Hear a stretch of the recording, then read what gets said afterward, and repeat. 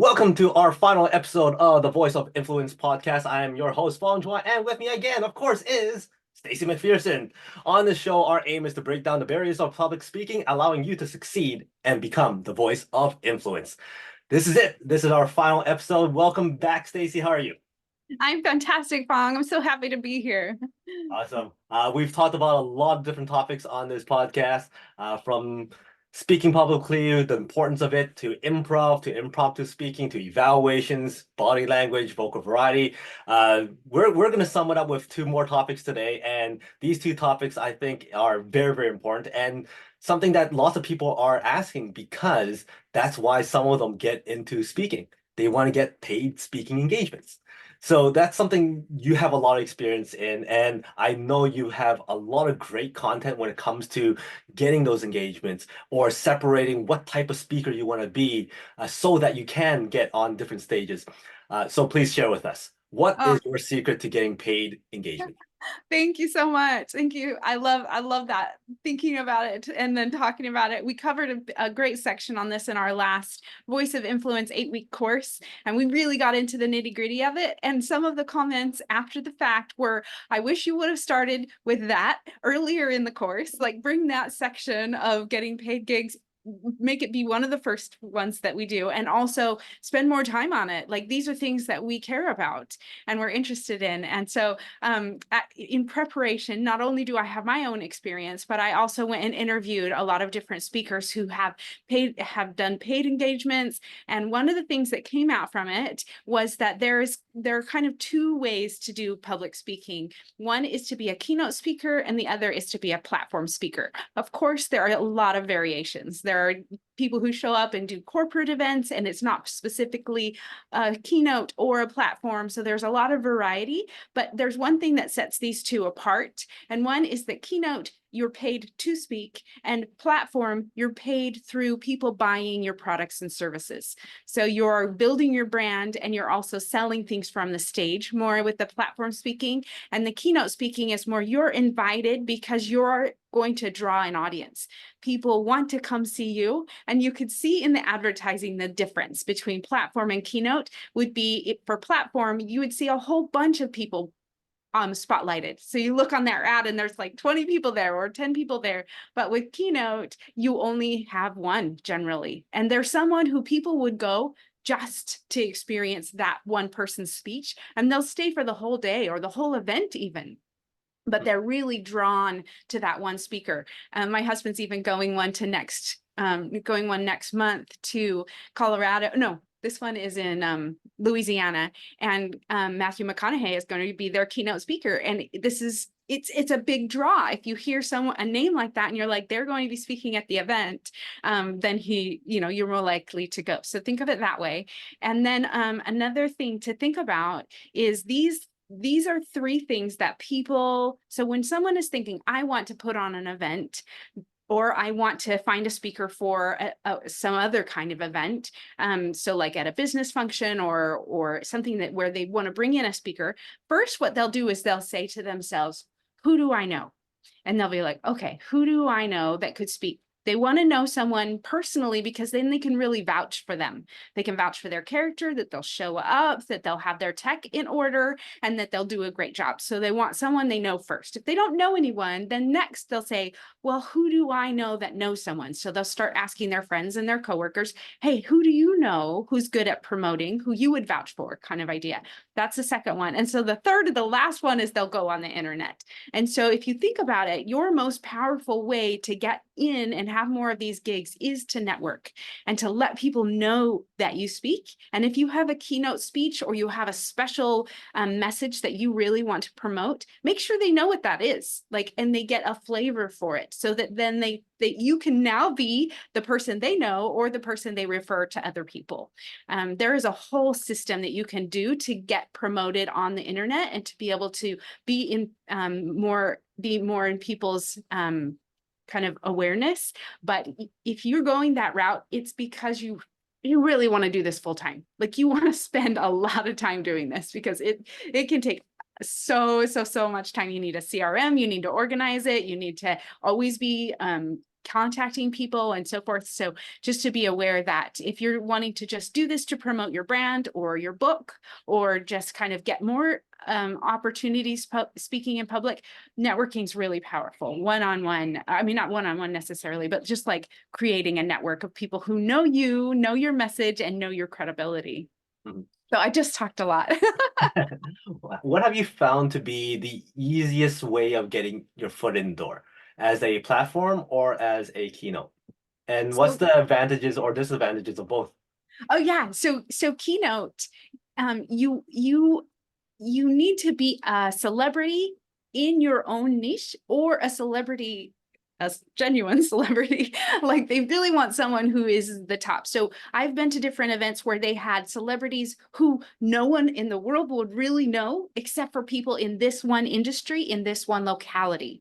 They are a celebrity within that niche or that niche. And so there's a way for them to be well known, even though if you were to go to a different state or a different occupation, they would have no idea who you are. And I've attended those, but when they are in my industry and I really care about what they have to offer because they have so much experience, I'm as riveted and as excited to hear from them as I would be, a big name, because they have something to offer me specifically.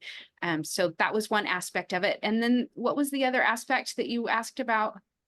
I was saying, like, which one's easier to get in, as a platform or a keynote, and any disadvantage or advantages of either one. Okay, that's good. So Keynote is much more challenging to get into. Platform is no bar to entry. Anyone can be a platform speaker.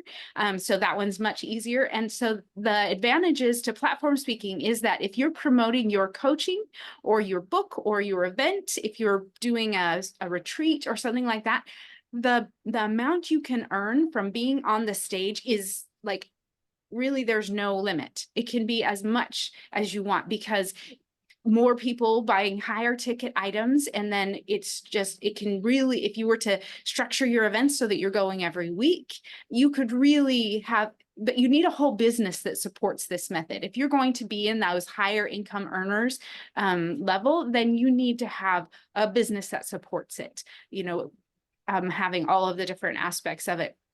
But if you want to make a lot in Keynote, you really have to have some celebrity status, the gold medal winner, the Hollywood actor, actress, you need to be the big name in order to make the higher amounts. So if you're just kind of starting out and you want to build your brand, you really need to start with platform speaking.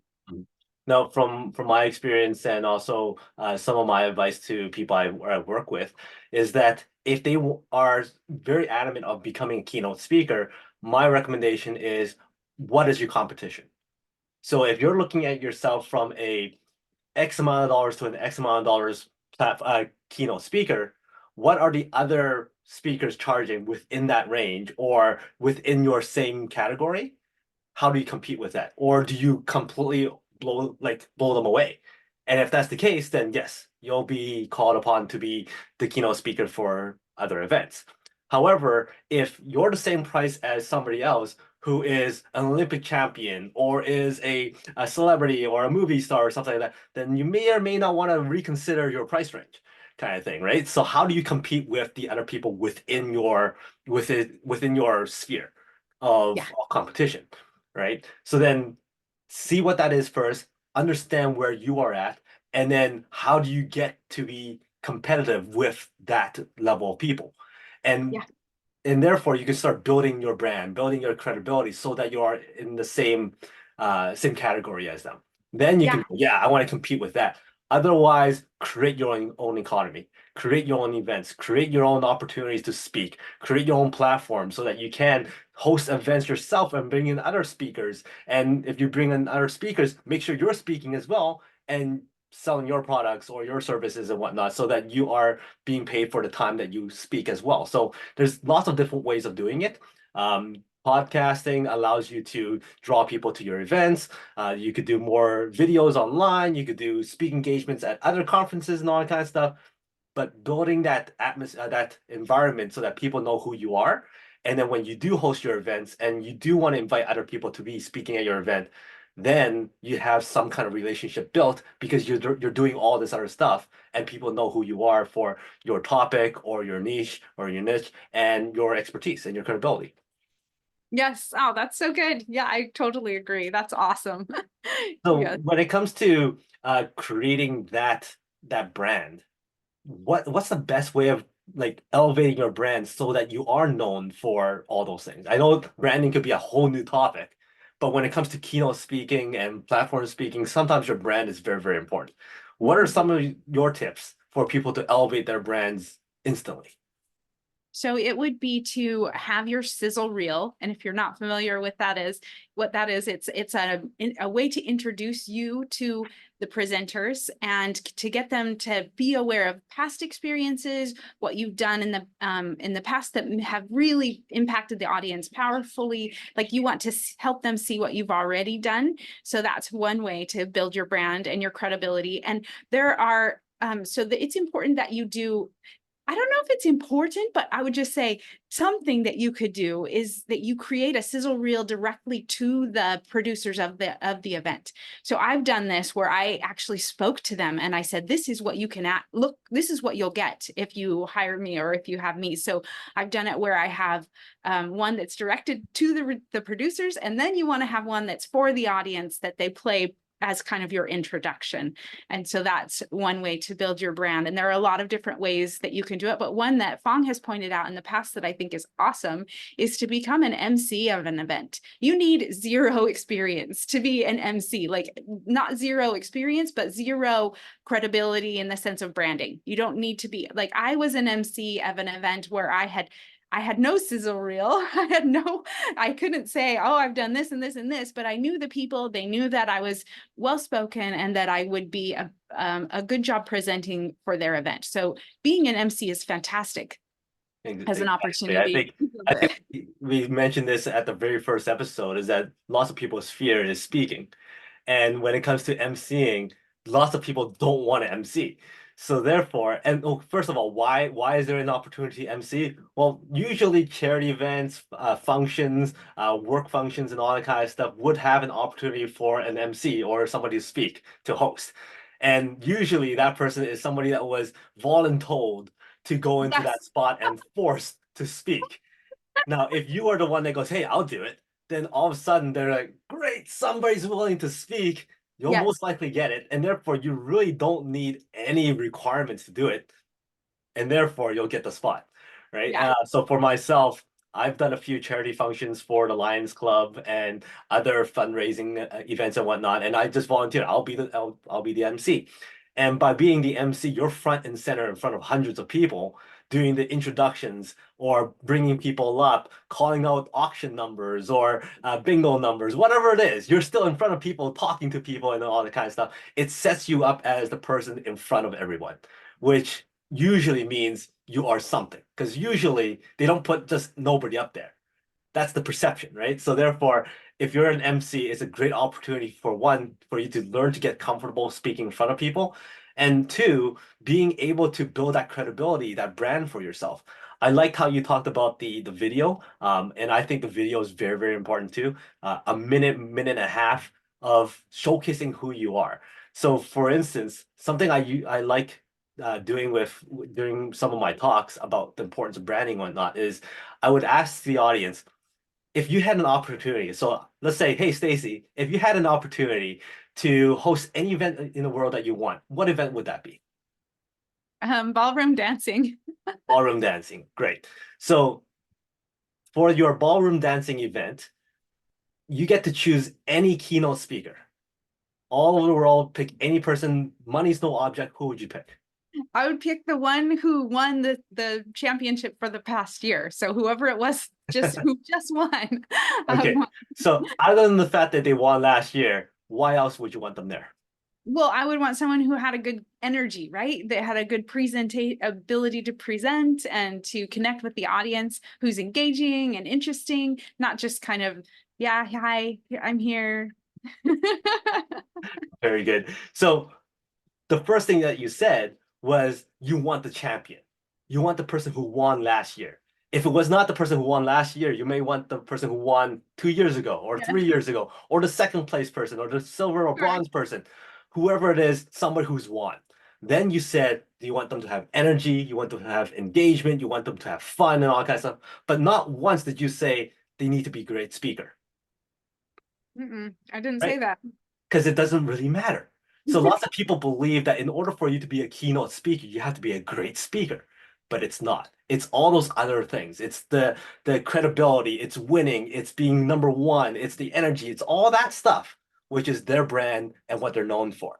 And therefore, my challenge to a lot of my clients is that if you're creating that video, think of all those the top 10 words or 15 feelings that you want your audience to know you for and create a video that portrays those words so that when people watch that video, the first thing they think about, oh, champion, oh, energy, oh, all these things. It doesn't have to be speaker. It could be all those other things. And if that video goes out to other promoters and other event planners and other speakers and whatnot, then people start remembering you for those words, and that becomes your brand. I love it. Right. Yeah. So I think that video thing is very, very important. Yes, yes. I've been to places where they have a video and they'll even have like a familiar song that people will start singing to, or they'll have a kind of a chant that they're getting people to chant to or clap to, something with a rhythm that really brings up the energy. Exactly. So I think that kind of sums up the paid engagement segment that we had planned and stuff that we wanted to share about that. We jumped into branding as well, so that's very important. But the last thing I want to touch on is accountability. And lots of people believe that, hey, I want to be a good speaker or a platform speaker or a keynote speaker. I could do it all myself. And they don't need anybody else to coach them along. They don't need anybody to hold them accountable. What do you think about that mentality? Does that work? I would love to find someone who's successful who made it work, because I think they would be very rare, if not non-existent. Yeah. I, accountability is one of the toughest things, and being held accountable to yourself is so difficult sometimes because sometimes you give yourself so many excuses and sometimes you tell yourself so many limiting beliefs that you don't hold yourself accountable. The second person that you would never want to have as your accountability person is your spouse. Because then they go, yeah, you work very hard. Yeah, you don't need to do this. So therefore, that's not a, and then sometimes you then go into an argument because they're not holding you accountable or vice versa, whatever it is, right? So yourself and your spouse should not be your accountability plan. Mhm. So what is the accountability plan? What's the best way? Okay, so awesome. The best way would be to attend our Voice of Influence course because it's 2 hours a week, 8 consecutive weeks where you're preparing, you're doing public speaking every week. You're spending as much time as you have available, getting your speech ready, honing it, making it really, really good, and getting ready for that last speech on the last day. And oh my gosh, it's so much, so exciting because you have all of this support, not just Fong and I as your direct as the co-host, but also everyone who attends is supporting you. And we've even done functions like having people be paired up and having a accountability partner kind of within the group so that then they can practice their speech with them and get feedback. And sometimes people are even at a loss for ideas. And so they're like, hey, accountability partner, I don't even know what to talk about. And so then they can draw out ideas, like, what are you good at? What do you care about? What do you like doing? Those kinds of things to get you clarity, because a lot of the people who attend the Voice of Influence course are kind of starting out. Some of them are much more advanced. We've had both, and they've both gotten a lot out of it. Wouldn't you say, Fong? Exactly. It was a great experience, even for us as the instructors or the hosts and whatnot. It was fun to watch everybody grow. It was fun to watch everybody hold each other accountable, and also to take on challenges that they may or may not thought that they were going to do. I Yeah. think at the end of the course, we asked a few questions and they go, yeah, I didn't know how I was going to do 3 presentations within 8 weeks. Oh, I didn't think I was going to go and do something that's funny. Oh, I didn't think I was going to be doing a competition. And all of a sudden, because of the accountability of the group and the support of the group, that everybody was able to not only meet all the requirements of said assignments and projects, but really soar and grow and find new opportunities for themselves outside of the course too. Like lots of people were already getting other podcast interviews and starting their own podcasts and starting their own videos and all that kind of stuff. So it was great to see them grow. But at the same time, we got a chance to grow and learn from everybody else too. So it was fun for us. Yes. Oh, that's so good. And then I'll just throw out another idea. And that is right now I'm running a Facebook challenge, which you may be watching this at some point in the future, but you could reach out to me and ask me when I'm going to be doing my next one. But what I do is I provide accountability for people who want to go live on their social media more. And so then we give them some of the technical aspects, train them up on that so they're comfortable with it, and then give them the accountability. So what it is it's 5 days, consecutive days, just 15 minutes at a time. So you just show up, we're like, hey, and who was on social media, who went live? And so then we celebrate the wins, and then we give a bit of advice and content to help them take the next step. And it's just it's a very low time commitment, and it's free. So yeah, we're doing that one. It starts next Monday, the 15th. But if you're watching this at some point in the future, just reach out to me and ask me when I'm doing my next one. Awesome stuff. I got a quick story about accountability, and Stacy's heard this story a few times, and that is how accountability got me over the hump of doing videos. And it was one of those things that I was so afraid of, doing videos online, posting videos online, and to the point where I said, hey, I have a problem. I would never overcome this problem. Once I see a camera, I can't do it. But because of a mastermind where I'm surrounded with other people who were going to hold me accountable, and then challenged me to do a video contest one a week for a whole year. And I did not want to lose. I so did not want to lose that I forced myself to really finish that assignment and win that competition. And when I did, because that was about what, 1,000 videos ago. And it turns out that the person who actually challenged me never intended to do the project at all. So therefore, because I felt that they were going to hold me accountable, I was able to overcome that fear. So the accountability thing is so important for everybody to want to succeed in anything. So therefore, if you have a goal, if you have a vision, surround yourself with other people who have either the similar goals or goals of their own. And you could make a competition between the two of you, or make a competition within the group. Come, if speaking's that thing, join our group, and we will all hold each other accountable to meet those goals, meet those visions, and become that voice of influence. So we so look forward to more people coming on. We look forward to growing and learning from each and every single one of you as well. Any other words that you would like to share? Oh, I was just so happy to be here. I'm so happy to share what I've experienced, what I've learned, and then be able to have an impact on you to be able to share more of what matters to you. So I've loved this opportunity, and I would love it if you could join us in the Voice of Influence course. But any way that you would like to participate, we would love it. Awesome.